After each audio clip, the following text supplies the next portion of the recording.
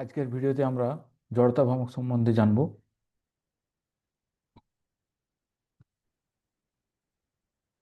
তো জড়তা ভ্রামকের আলোচনা করার আগে আমাদের আগে টর্ক ও কৌণিক ত্বরণের মধ্যে যে সম্পর্ক সেটা জানতে হবে। তো সেখান থেকেই আমরা জড়তা ভ্রামক সম্বন্ধে ধারণা পাবো। তো টর্ক ও কৌণিক ত্বরণের মধ্যে সম্পর্ক হলো সেটি হলো টর্ক ইকুয়াল টু জড়তা ভ্রামক এবং কৌণিক ত্বরণ। একে গাণিতিকভাবে লেখা যায় tau equal to I into alpha, যেখানে টাও হলো টর্ক এবং আই জড়তা ভ্রামক এবং আলফা হলো কৌণিক ত্বরণ। তো কিভাবে আই আই আমাদের টর্ক ও কৌণিক ত্বরণের মধ্যে জড়তা ভ্রামক আসছে, তো সেটা আমরা আহ, প্রথমে দেখব।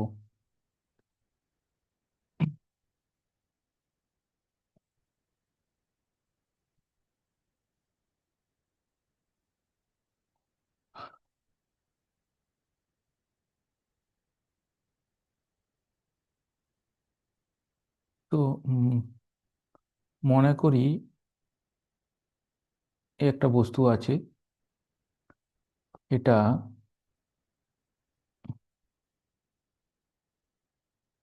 কক্ষ এ বি সাপেক্ষে ঘুরছে, এ বি সাপেক্ষে এদিকে ঘুরছে।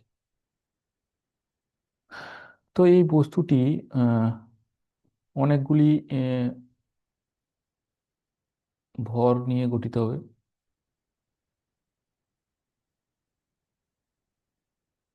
তো এগুলি মনে করি এইটা 1 পয়েন্ট, এই পয়েন্টের ভর M1, এটা হলো M2, M3, M4, M5, এরকম করে বহুত অনেকগুলি ভর থাকবে।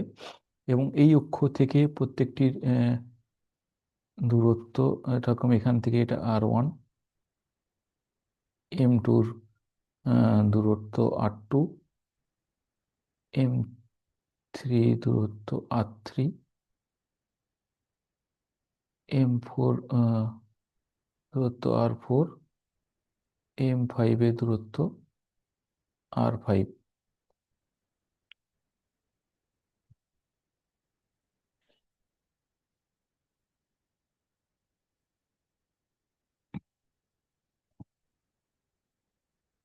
তো যেহেতু বস্তুটি আহ, ঘুরছে, মনে করি বস্তুটি যে ঘূর্ণন হচ্ছে এর হচ্ছে কৌণিক ত্বরণ। আহ, কৌণিক ত্বরণ ইকাল টু আলফা। তো প্রথমে আমরা মনে করি একটা কোণা, যে বস্তুটি একটি কোণার জন্য যে M1 ত্বরণের জন্য আমি প্রথমে ত্বরণ বের করছি। তো উম, এর যে R1 ব্যাসার্ধের জন্য ঘুরছে, এর ফলে বস্তুটির যে স্পর্শকীয় ত্বরণ হবে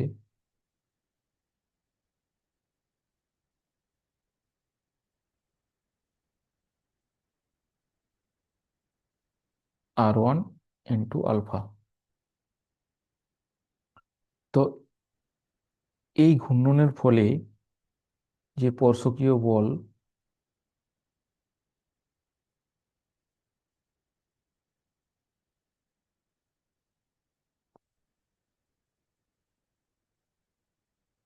বল হবে F1 equal to M1 into এটি, স্পর্শকীয় ত্বরণ এটি। তো এখানে যে সাবস্টিটিউট করে সে পাবে M1 R1 আলফা।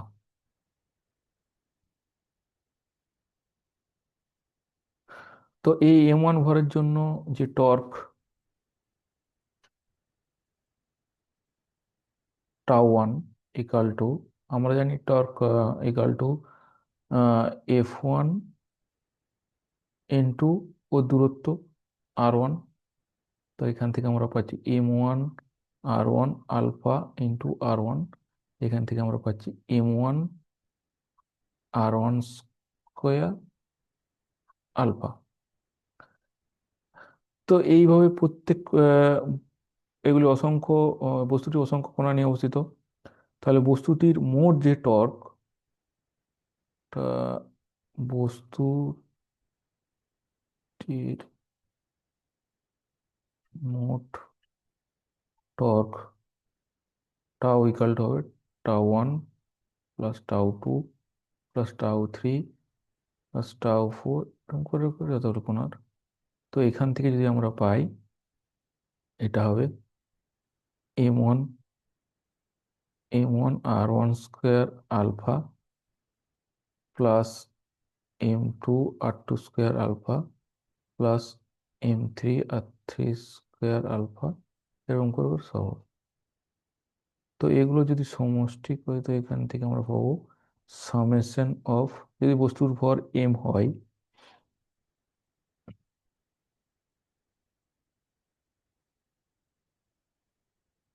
তো এখান থেকে আমরা পাবো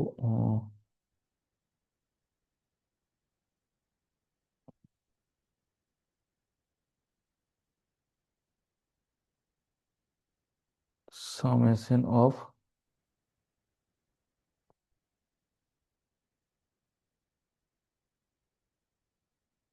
m y r square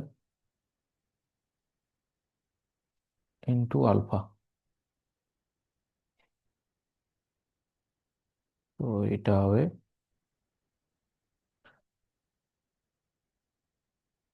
I alpha. এখানে এটাকেই বলা হচ্ছে, এই টার্মটাকে বলা হচ্ছে আই দ্বারা প্রকাশ করা হচ্ছে, এটাই হলো জড়তা ভ্রামক। যেটা আই ইকাল টু, একে সমাকলন আকারে লেখা যেতে পারে integration of r square DM.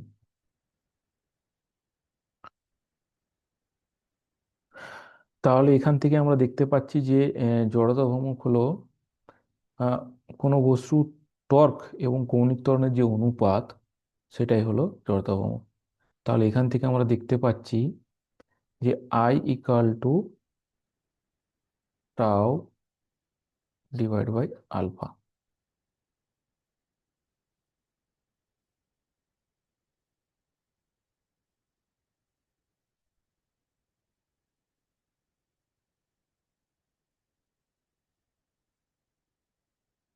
তো জড়তা ভ্রামকের একক, সিজিএস পদ্ধতিতে জড়তা ভ্রামকের একক হলো গ্রাম সেন্টিমিটার স্কোয়ার, এসআই পদ্ধতিতে একক হবে কেজি মিটার স্কোয়ার। যেমন সরল গতির ক্ষেত্রে ভর ভর হচ্ছে যা জাড্য ধর্মের জন্য সেরকম ঘূর্ণন গতির ক্ষেত্রে জাড্য হলো জড়তা ভ্রামক। সরল গতির ক্ষেত্রে রৈখিক গতির ক্ষেত্রে যে ইকুয়েশন হয়, এ F = ma, মানে বল সমান ভর এবং ত্বরণের গুণফল। তো ঘূর্ণন গতির ক্ষেত্রে হলো torque equal to I into alpha, মানে টর্ক ইকাল টু জড়তা ভ্রামক এবং কৌণিক ত্বরণ। ভরবেগ হলো mv এবং কৌণিক ভরবেগ হলো I ওমেগা। তো এখানে রৈখিক গতির ক্ষেত্রে যেমন এম, সেরকম ঘূর্ণন গতির ক্ষেত্রে জড়তা ভ্রামক আই। এবার জড়তা ভ্রামক সম্পর্কে আমরা কতগুলি তথ্য জানবো। তো আমরা শুধুমাত্র জড়তা ভ্রামক ভরের উপর নির্ভর করে না, এটা অক্ষের উপর নির্ভর করে। যে কোন অক্ষের সাপেক্ষে ঘূর্ণন হচ্ছে সেখান থেকে বস্তুটি দূরত্বর উপর নির্ভর করে, যত দূরত্ব বাড়বে তো জড়তা ভ্রামকের মানও বাড়তে থাকবে। ভরের বন্টনের উপর নির্ভর করে, এবার বস্তুটির ভর কিভাবে বন্টন হচ্ছে তার উপরে জড়তা ভ্রামক নির্ভর করে। যেমন বিভিন্ন আকার, এই জন্য বিভিন্ন আকৃতির ক্ষেত্রে বস্তুর বিভিন্ন রকম জড়তা ভ্রামকের মান পাওয়া যায়। জড়তা ভ্রামক সাধারণত জেনারেলি স্কেলার রাশি ধরা হয়, কিন্তু জটিল ক্ষেত্রে একে স্টেনসর আকারে ব্যবহার করা হয়। আহ, পরিবর্তনের প্রতিরোধ, যখন কোনো ঘূর্ণন বস্তু ঘূর্ণিত থাকে, তো যে বস্তুর ক্ষেত্রে জড়তা ভ্রামক যত বেশি হবে, তো সে বস্তুকে ঘোরাতে তত টর্ক প্রয়োজন হবে, এবং ওই বস্তুকে থামাতেও ঠিক একইভাবে আহ, বেশি বল প্রয়োগ করতে হবে। এবং নিম্ন জড়তা ভ্রমক হলে সেক্ষেত্রে সহজেই করে এবং সহজেই থামানো যায়, কম বল প্রয়োগ করে থামানো যায়।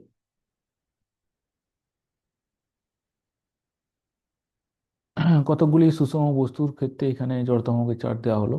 যেমন যদি পাতলা রিং হয়, তো সেক্ষেত্রে আহ, অক্ষের সঙ্গে যদি লম্ব আকারে জড়তা ভ্রমক হবে, I = m r²। এখানে m হলো চাকতির ভর এবং r হলো ব্যাসার্ধ।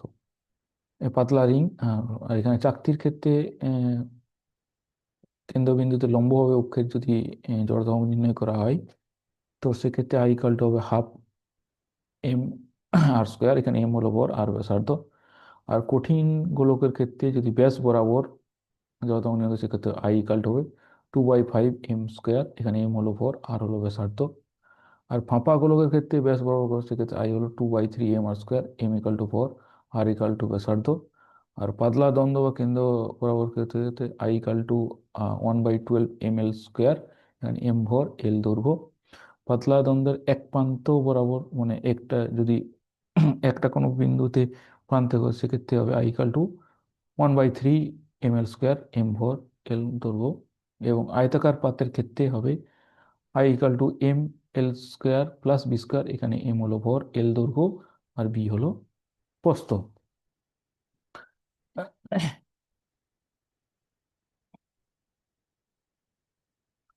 এরপর আমরা জানবো চক্রগতির ব্যাসার্ধ। তো চক্রগতির ব্যাসার্ধটা কি?